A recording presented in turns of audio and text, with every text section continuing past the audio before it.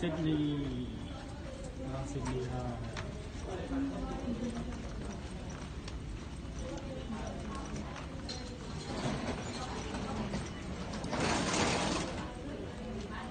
nè màu mai nhỉ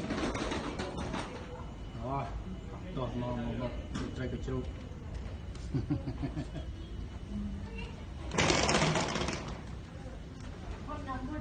nè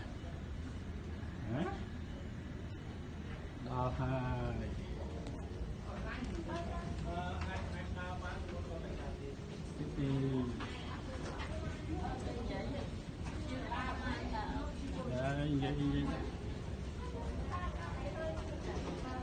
là chốc là cái lấy chồng này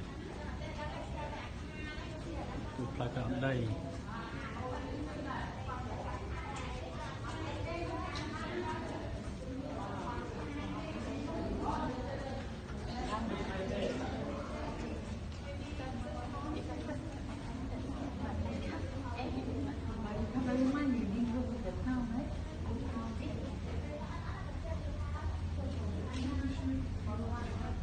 đã trên bị luôn không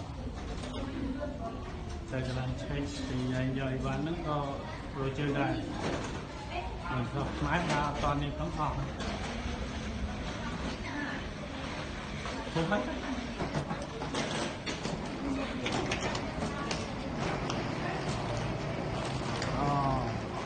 giờ mà đặt lên là tôi kia đặt đây